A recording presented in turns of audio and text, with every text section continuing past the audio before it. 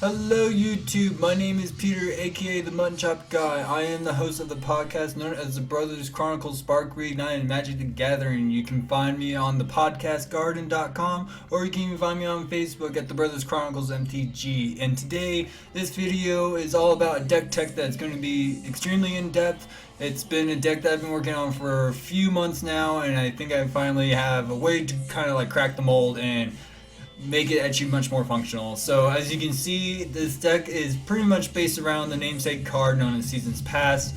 I know since Origins and Dragons rotated out, it hasn't really seen the light of day anymore. The main reason that is because there's no real suitable replacement for Dark Petition. However, I think I figured out a way to kind of circumvent what Dark Petition was representing in the previous deck iteration into a new style. And it plays really on a different axis now, so I'm just going to go ahead and break it all down for you, going into a whole in-depth analysis for you guys. And if you guys have any questions or any comments, please let me know down in the comment section below, and we'll definitely have a nice little talk about it. So starting off with basically the engine of the deck, I guess. Seasons Past, you know, a lot of people would say, oh, you're just playing a deck that just wants to get to the late game to dominate the late game. True, that's what Seasons Past is for. However, I feel you just use it as your late game engine if it just happens to get to the late game. You know, this deck doesn't have to be like, oh no, I have to be at the late game in order to succeed. You know, it plays on every level that it needs to be. So starting off with the creature suite, I feel like that's probably one of the important parts. We have a full play set of Grimflayer. Grimflayer is actually really good. Helps you set up Delirium. As you can see, it's a Delirium themed set of cards going on in here. Grimflayer is just an efficient threat. It has trample. It can get really big really fast. And you know, in the late game, a 4/4 trampler for 2 mana is nothing to scoff at. So, you know, and with his ability to let you look at the top 3 cards, you don't have to always pitch all the cards if you don't really need them. I found pretty other good ways to kind of circumvent that problem if you don't really want those cards but you don't want to get rid of them into the graveyard. But yeah, he does help you set up Delirium really fast, and you know, it's probably one of those things that I feel like the Seasons Past deck really needed, was a cheap, efficient threat that allow you to kind of set up your next few draws. And then you go on to the next full play set of Tireless Tracker. Tireless Tracker is one of our main card advantage engines in the deck. Of course, as you can see, you know, you play lands, he makes clues, and when you make clues, you just have ways to draw cards into the late game if you need to. Now, one of the things I do want to let you guys know, the thing that really helps this deck really push itself over the edge, is that with this interaction of generating so many clues, and then using those clues as a secondary mana source through Inspiring Statuary, since Inspiring Statuary even says right here, non-artifact spells you have you cast have improvised, so you know, it helps you cast your big spells really fast. And there's been so many times where I've gone turn 3 this thing, then turn 4 Tireless Tracker into an Evolving Wilds, making 2 clues, and then still having 1 mana up left from the, you know, from my land to cast any of my other spells. And you know, considering like, I don't know, like To the Slaughter, Pulse Marasa, things like that, just to really kind of push it over the edge. Okay, so Tireless Tracker, we lean on it pretty heavily to actually make this deck function pretty well, but you know, there have been times where I never got to see this card, and it's not totally game ending if I never see it. You know, you just gotta, this just helps you set up and get really far ahead really fast, so you can help close out the game much faster. So this just acts as a strong accelerant, and it really pushes this deck over the edge, in my opinion. So I'm very happy to see that I actually found a home for this card. But anyways, continuing on, we have 2 copies of Gisela the Broken Blade. Again, efficient threat. Flying, first strike, lifelink is nothing to scoff at. A 4/3. Granted, she does get hit with a few good removals, such as Unlicensed Disintegration or Harness Lightning, but you know what? How this deck operates, it doesn't really matter. You rather want them wasting their time, burning off on your threats, even though you're going to be getting them back into the late game. So if they want to push you into the late game, that's totally fine. And then we got a single copy of Kalidas. Cletus is just really good against the Mardu matchup and a lot of the aggressive matchups that are really creature heavy. It just gets those out of the way, keeps them out of the way, and you're getting zombies in the process, so all relatively good. Still a great card and an efficient threat. And then the top end of the creature curve is Bruna. Of course, we only play a singleton copy. If you notice, the only non-angel, non-human creature in the deck is Cletus, which is perfectly happy with me because I'd rather cast her, get either Gisela back, Tireless Tracker, or even Grim Flare back, because you're getting all these are efficient threats that people see them, and they once you throw Bruna out and get any of these 3 back, holy crap, do they freak out. Especially a game ending when you get Gisela and you cause these 2 to meld into Brisella. Hollywood names, I swear. But yeah, so there's our creature suite right there. It's really, really efficient. Now, moving on into kind of the meat of the deck, we're going to start with the sorceries. We got 3 copies of Traverse Uvenwald. As you can see, this deck is really mana hungry, so we want to try to make sure that we're hitting our land drops, and this is just a really efficient way to get our land drops. And not only that, with Delirium package going on here, this turns into a late game. I find any of my efficient threats to just try to close it out. So again, Traverse the Uvenwald is really, really great. Now, if you guys have been paying attention to the Omnicat spoilers, we are going to be seeing Aven Mind Sensor printed into standard, so this does cause a relative big issue with this, because then it shuts this down relatively easily. Not only that, it shuts down a lot of the other cards that we have going on in here. So when I get to the sideboard, I'll explain why I have the sideboard set up the way it is. It's just to kind of preemptively deal with that. Singleton copy of Declaration of Stone. I really, really like this card. Exiles pretty much any problematic creature that you don't want to see ever again, such as Scrappy Scrounger, since that's such a control destroyer, as I like to call it. It just invalidates control strategies relatively easily, but Declaration Stone is still a very powerful removal spell, and I don't see why people aren't playing with it as much as they should be. Granted, yeah, I know it's sorcery speed, so it doesn't hit vehicles, but if they're playing with multiple copies of a single creature, it's too good to pass up, in my opinion. So here's the other part of the loop with Seasons Past is Diabolic Tutor. Yes, I know it's not Dark Petition, but like I said, once you actually get a few clues out with Inspiring Statuary, you're only paying 2 black and 2 artifacts tap just to cast this thing to get whatever you need in the deck, and you can still make more plays that way. So that's why I really feel like this is the hallmark card that really broke this deck apart, and really glued it together, in my opinion. So, 2 is good. I have been considering putting a 3rd one in to make it a 62 card deck, because it is relatively a toolbox deck. So, I don't know. We gotta see how the new metagame shakes out when Omnicat comes out. Singleton copy of Fumigate is again for the aggro matchups or any mid-range matchups that, can get the creatures out relatively fast, or any token strategies. This really helps. The life gain is nothing to dismiss on this card because it really stabilizes. And I feel like it's the exact thing that a sweeper needed to have in standard right now. Is that it just not only does it stabilize the board, but it also stabilizes your life total. That was probably one of the biggest things about a lot of the sweepers, is that yeah, you can wipe the board, but if they did so much damage to you in the early turns, that it didn't really matter. So the life gain is really, really good. This is renewal again. This is an immediate staple in this type of deck because one, it ramps you. And it ramps you even more if you have Tireless Tracker out and Inspiring Statuary out, because you're making clues and you can tap those clues to play anything, and it's great.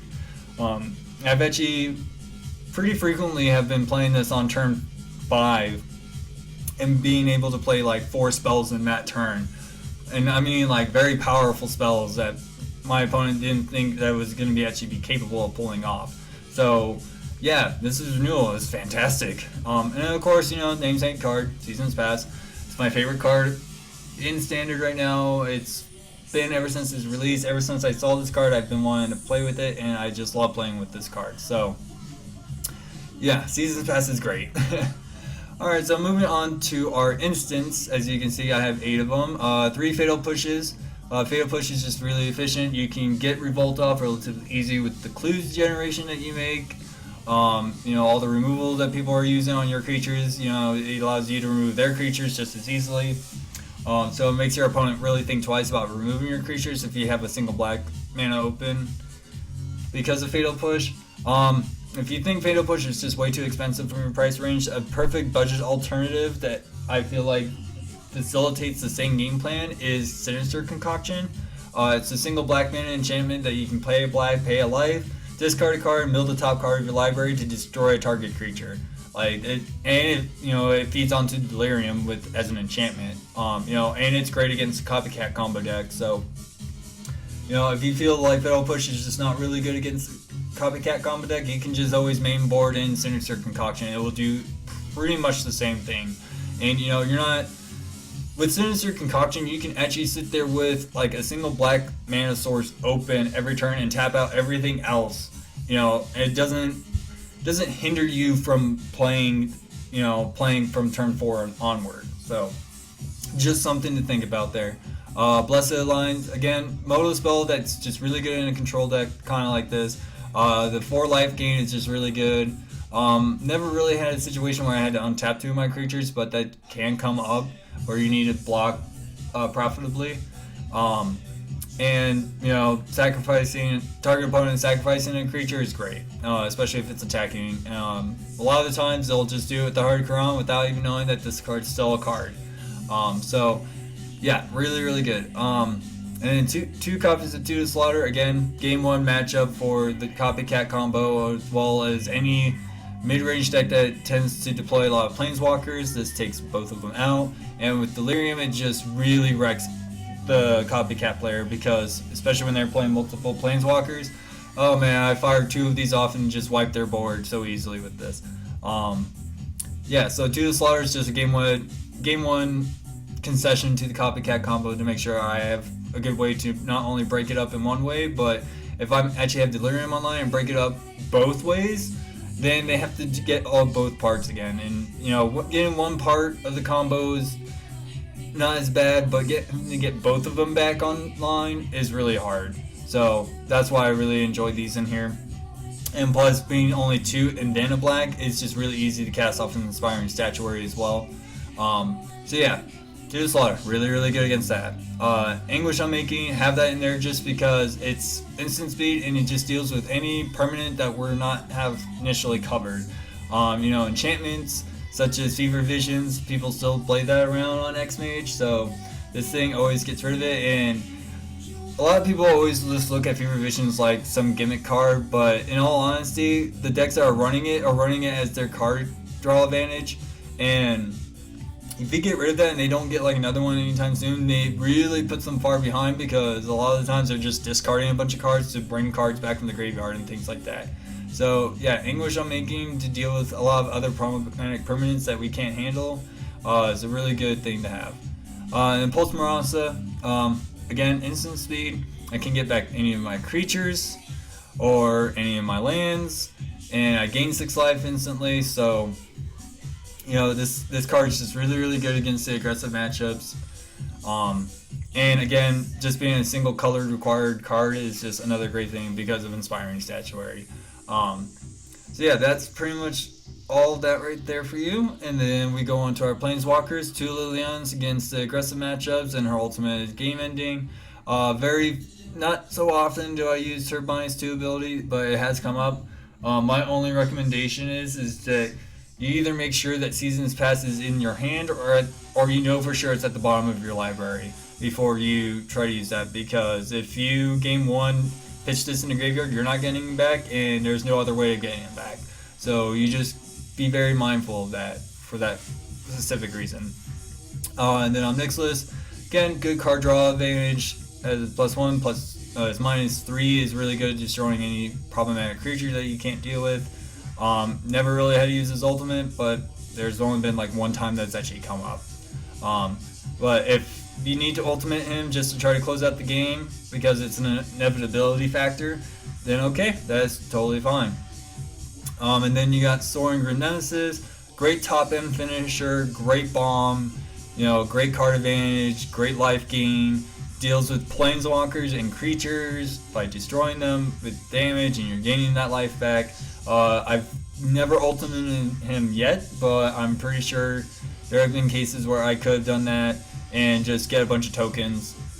Usually I don't do that just because since I actually play Declaration of Stone, I'm sure other people still kind of play it here and there, and I'm afraid that if I just ultimate him and then I see Deck and Stone get hit with tokens, then I just feel like it was a complete waste of effort. So, yeah, good card all around. And of course, Inspiring Saturate, as you guys know, is the thing that really makes this deck run much more smoothly. A lot of the top end spells, as you can see, 5 generic, 2 generic, 2 generic, 2, 2, 2, 2, 1, 2, 2, 3, 5, 4, 2, 2, 2. Blessed Alliance, you can actually use Improvise to pay the escalate cost. So, let's see, you got 3 choices on here. So, 1, 2, 4 additional you can pay with the artifact clues. So, makes this even much more powerful than a lot of people give it credit for. As you can see, 4 and 3. Granted, the one generics, it kind of doesn't really help a whole lot, but it actually does kind of help. So just keep that in mind. But Inspiring Statuary is just great. I love this card. This card really made this deck hum along. So, I always, if I don't get it and I get like a Diabolic Tutor, I usually just go fetch for it. Just because I get on the field, no one really assumes of it any danger.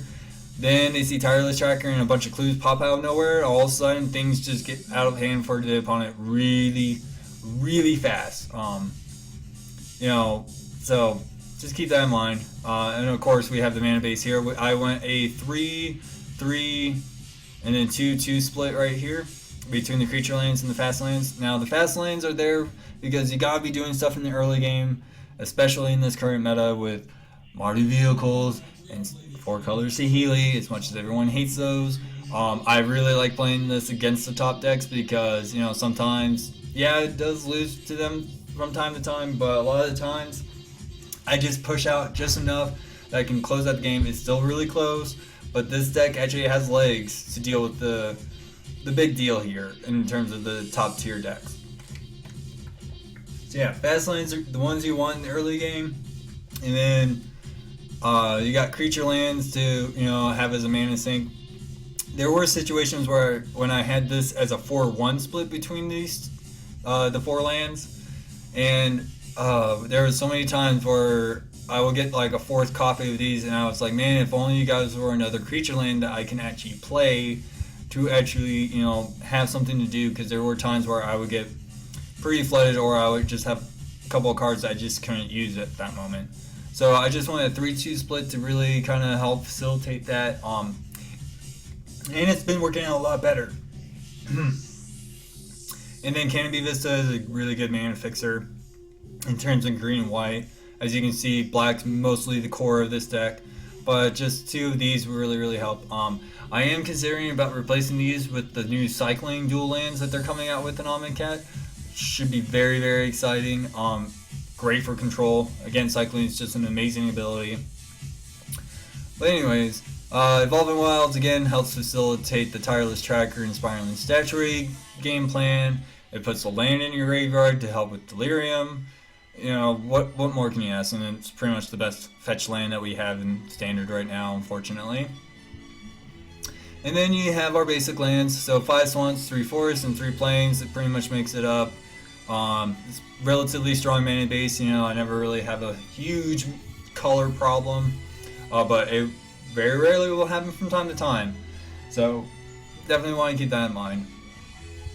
But overall, the game plan of this deck is that you want to get like a Grim Flare out and start kind of like milling cards that you don't really want to use or are not going to help you in the matchup that you're in.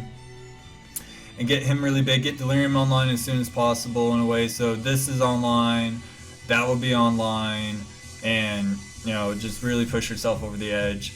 Tireless Tracker, if you don't have Inspiring Statuary in your opening hand with the Tireless Tracker, don't play this until turn 4 to at least get 1 clue out, because you're not really going to start cracking your clues until the late game anyways. Mostly just because a lot of the times I would get Inspiring Statuary out, make a bunch of clues, and then I'm just dropping a bunch of cards out of my hand.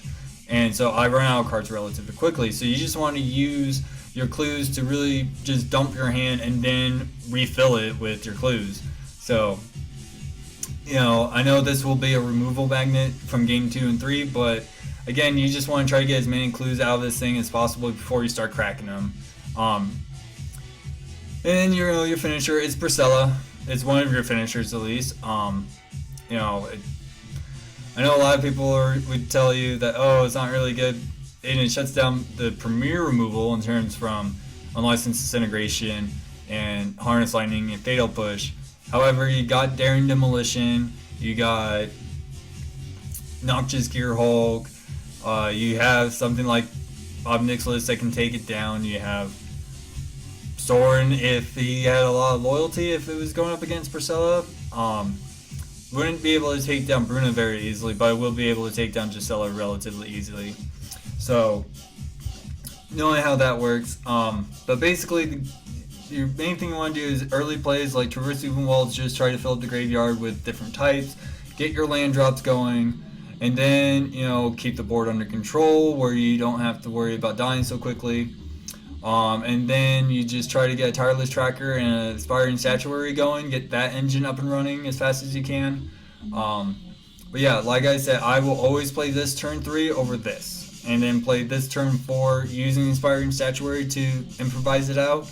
Leaving a single land up to make 2 clues with Evolving Wilds is great. If you don't get 2 clues through Evolving Wilds, there's any other land that can come into play untapped. It still facilitates 3 lands, or 3 mana, essentially. So you still be able to play like Liliana and Anguish Unmaking. I've done that plenty of times, so just keep that in mind.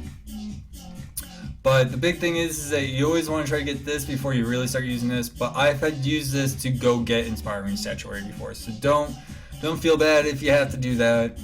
Main reason is just because no one really looks at this as a huge problem until they see that you already made a bunch of clues. The best way, in my opinion, that I've been doing it is you just try to get Tireless Tracker out with a few clues out and let it die, and then drop Inspiring Statuary, and then just go nuts. And of course, Diabolic Tutor with Seasons Past looping over and over again and bringing all these efficient stuff back.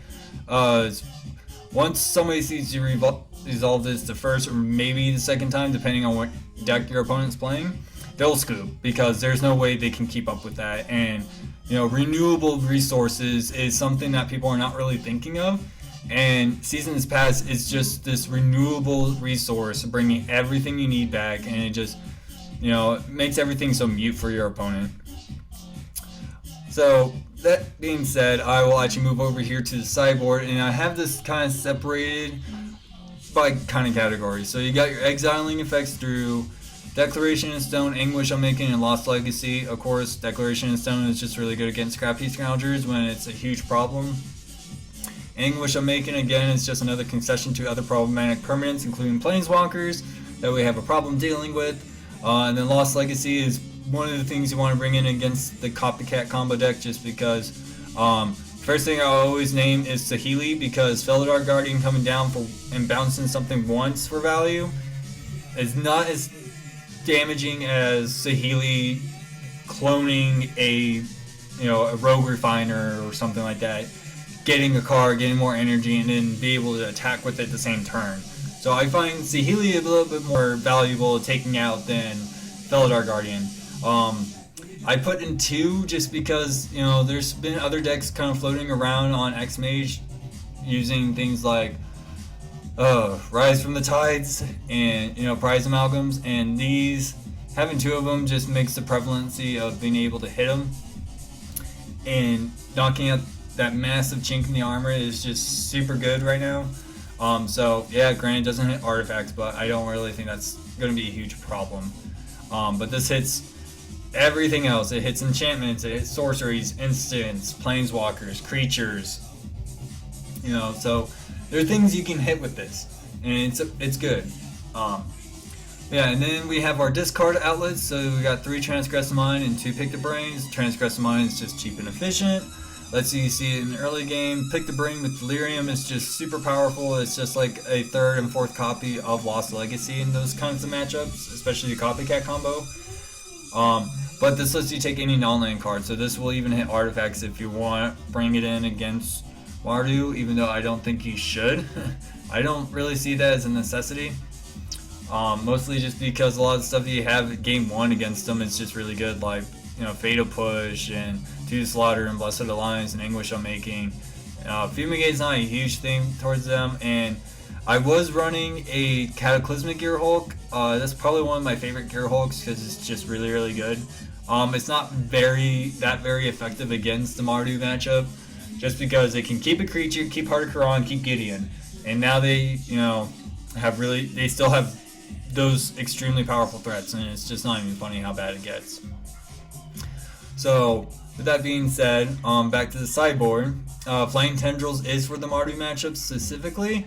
It's just an early sweeper that can deal with it, and it exiles Scrappy Scrounger, which is fantastic. One Fumigate just for regular, like, other black-green matchups and other aggro decks that people kind of float around out there. Especially like the Humans decks that I've been kind of seeing a resurgence on X-Mage, which has been interesting. So Fumigate, again, just a really good sweeper that's very, very powerful. And of course, Flying Tendrils is just a good early sweeper in black, even though it's devoid.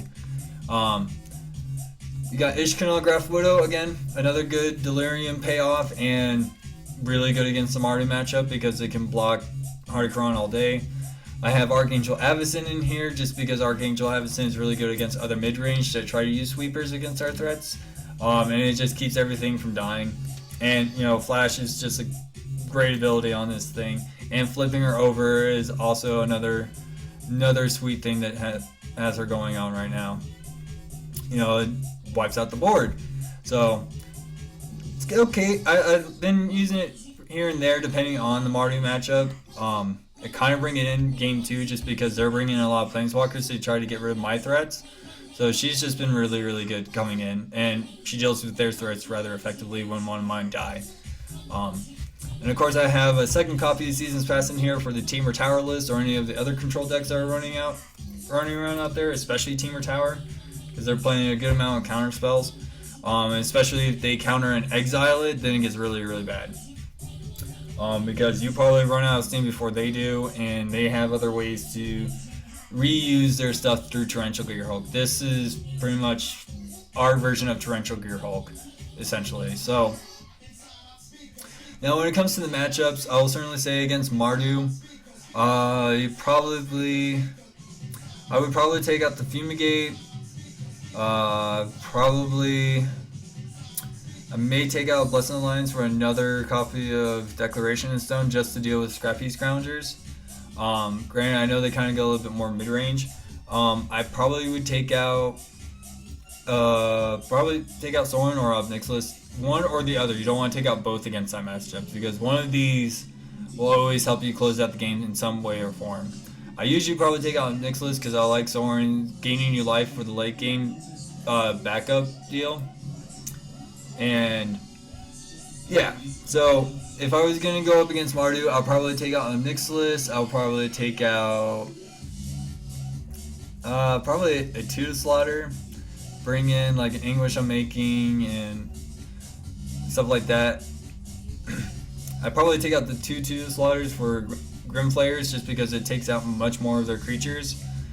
Just kind of lower down the early sweepers and being able to deal with the early threats as much as possible.